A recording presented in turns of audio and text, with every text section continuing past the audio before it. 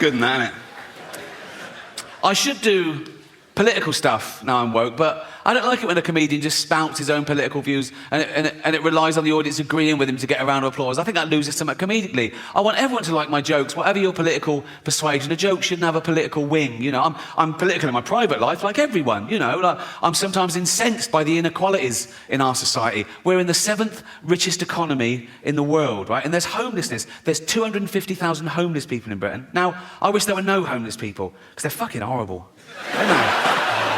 You know, oh yeah, right next to the fucking cash point, you cheeky cunt.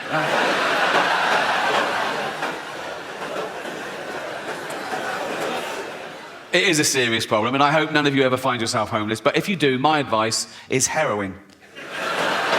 Cheers you right up, apparently. I've got one of those mates. My mate said this to me in all seriousness. He said, but the thing about heroin, Rick, he said, some of the greatest albums of all time were created on heroin, weren't they? I went, yeah, but they were created by some of the greatest artists of all time, weren't they? You're a plasterer. Right? If I were to give you heroin, you wouldn't come up with Dark Side of the Moon, would you? You'd fall asleep watching the telly and burn the fucking house down.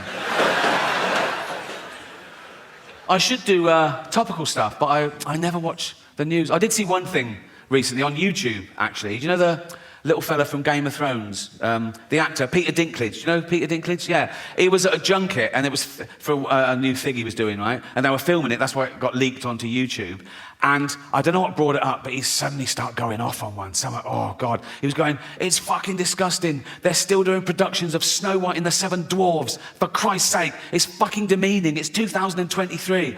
He wasn't happy.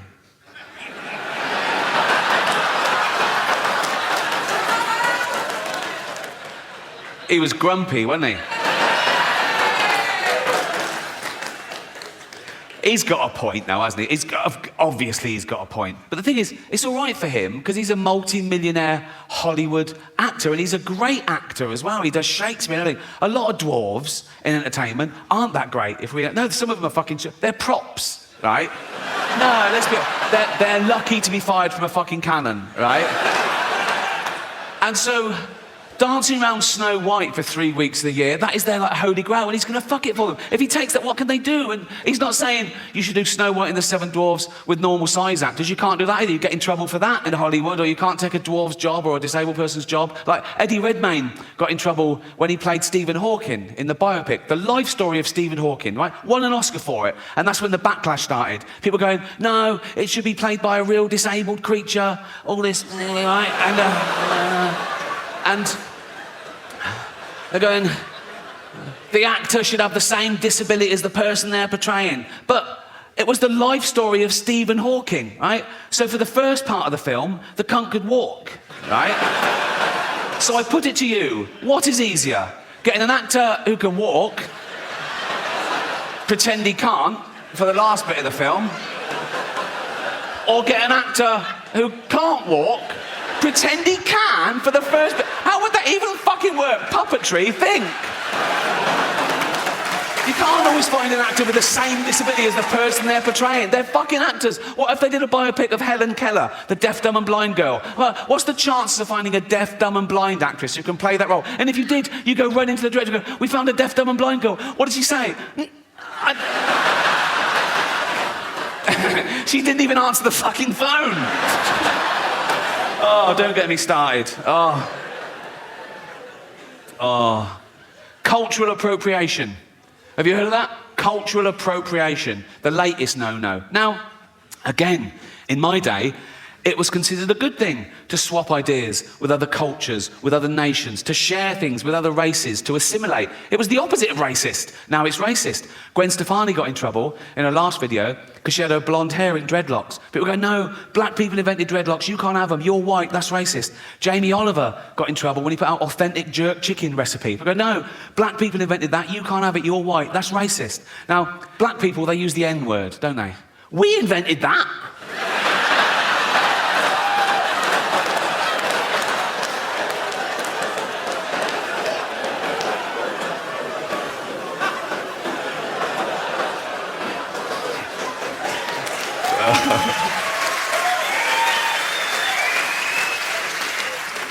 That's the one, isn't it? That's the one.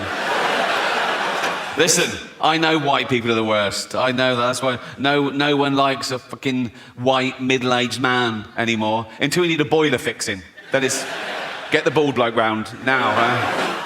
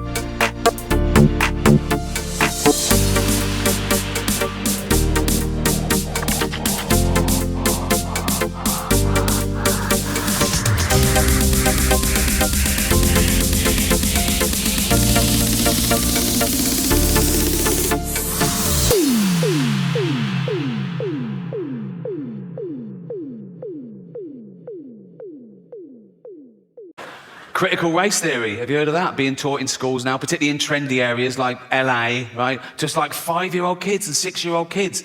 If you haven't heard it, in a nutshell, critical race theory says that all white people are racist. We're born racist and we continue to be racist because we're affording the privilege of a racist society set up by our forefathers, okay? So basically, all white people are racist and there's nothing we can do about it, which is a relief.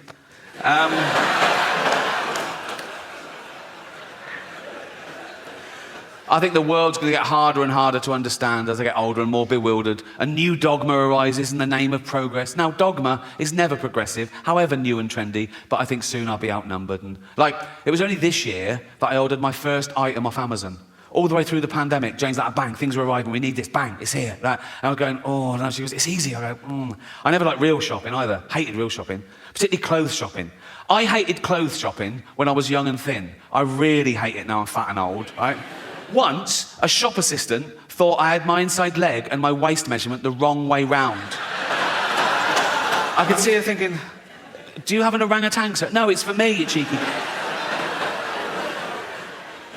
Yeah, I never like real shopping, but I don't trust the internet either. And Jen was going, just put in your credit card. I don't want to have my credit card details. She went, everyone's got your credit card details, just put the number in. I went, what one? She went, the long one. She went, oh, fuck me, give it here. There, you're on.